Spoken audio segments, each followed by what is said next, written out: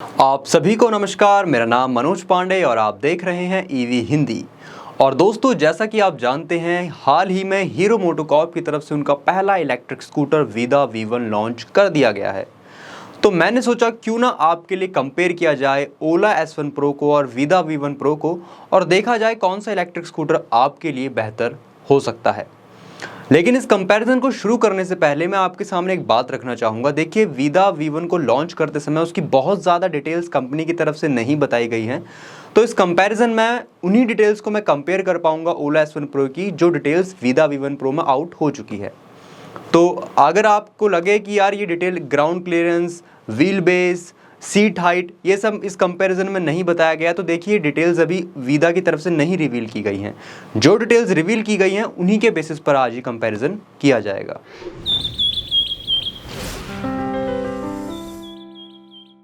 इस वीडियो को शुरू करने से पहले दोस्तों, मैं चाहूँगा कि आप कुछ समय के लिए इन दोनों ही इलेक्ट्रिक स्कूटर्स के लुक्स को एक बार देख लीजिए।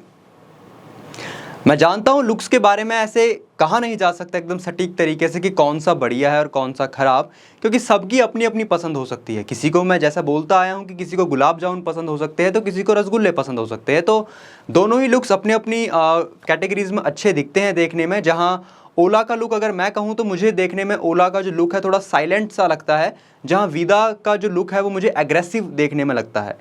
दूसरी तरफ ओला में जो है लार्ज पैनल का इस्तेमाल किया गया है, जहां दूसरी तरफ वीदा में small different types of panel का इस्तेमाल किया गया है। बाकी लुक्स में आपको कौन सा पसंद आया, आप हमें कमेंट सेक्शन में बता सकते हैं। तो ये थी दोस्तों कुछ बात इसके लुक्स के बारे में। इसी के साथ दोस्तों एक और चीज़ इनके लुक्स में मैं ऐड करना चाहूँगा।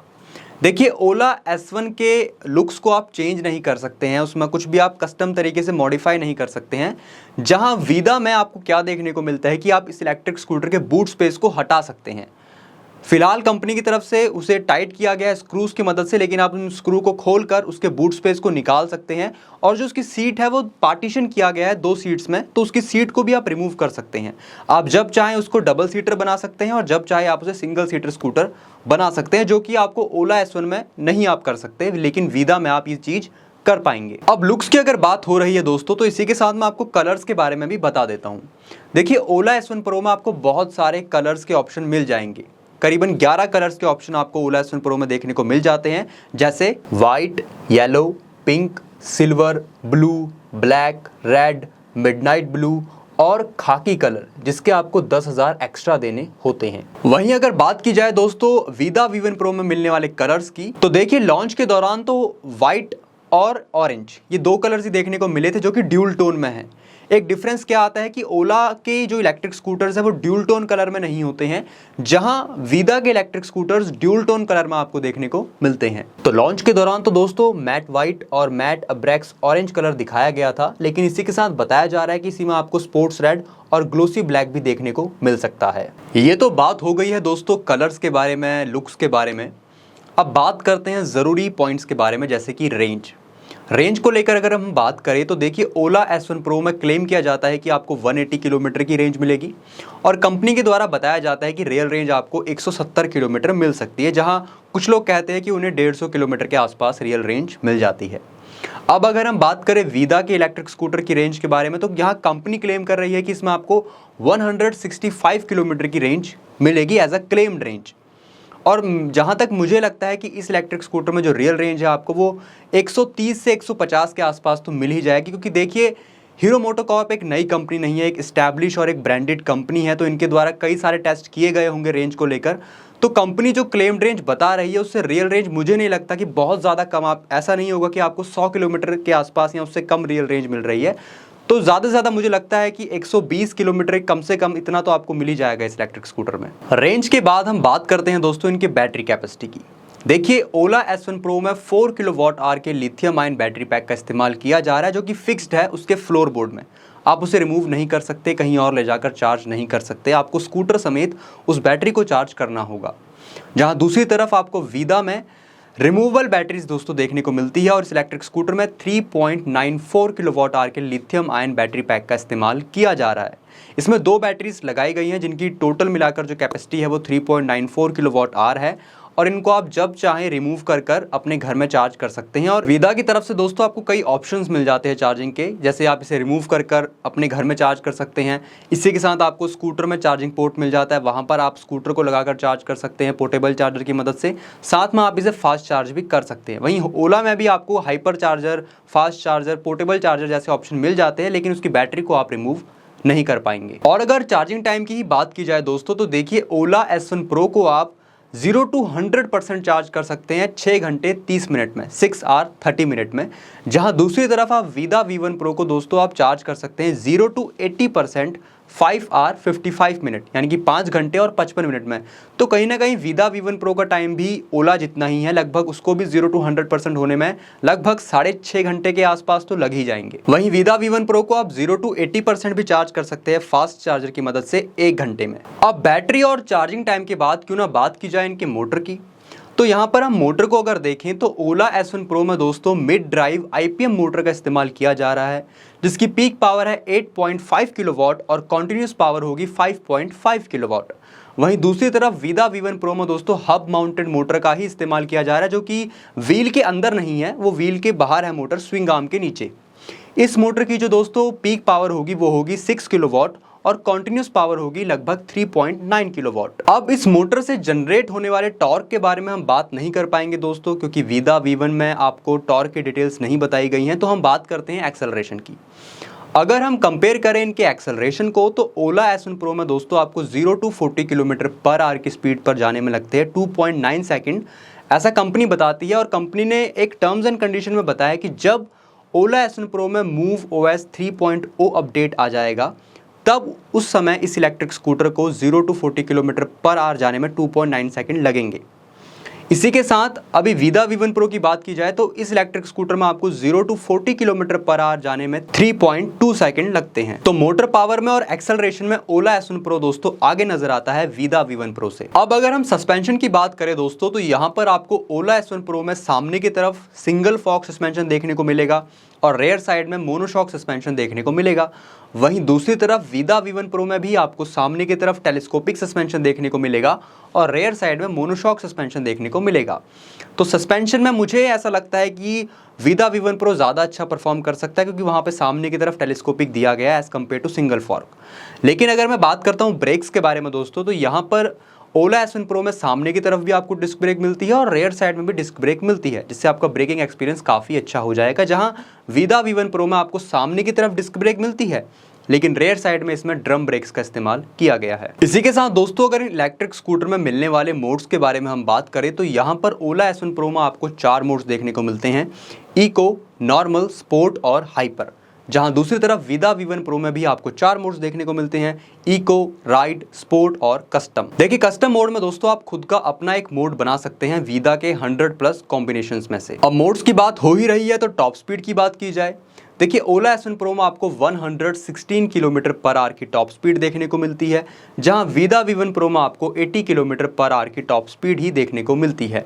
तो अगर आप टॉप स्पीड के रफ्तार के दीवाने हैं तो आप ओला S1 Pro के बारे में सोच सकते हैं, और अगर आपके लिए 80 किलोमीटर पर आवर की टॉप स्पीड इनफ होती है तो आप वीदा V1 Pro के बारे में सोच सकते हैं। बाकी और भी कुछ चीज़ें हैं दोस्तों जो मुझे इन दोनों ही इलेक्ट्रिक स्कूटर में अलग अलग देखने को मिली, जैसे कि ओला S1 Pro में आपको सिर्फ सिंगल स्टैंड देखने को मिलता है, जहां दूसरी तरफ वीदा V1 Pro में आपको सिंगल स्टैंड और डबल स्टैंड ये दोनों देखने को मिलते हैं। इसी के साथ वीदा V1 Pro में आपको सारी गार्ड और लेडीज़ फुटरेस्ट ये दोनों देखने को मिलेगा, जहां ओला S1 Pro में ये दोनों चीज़ें आपको नहीं मिलती है।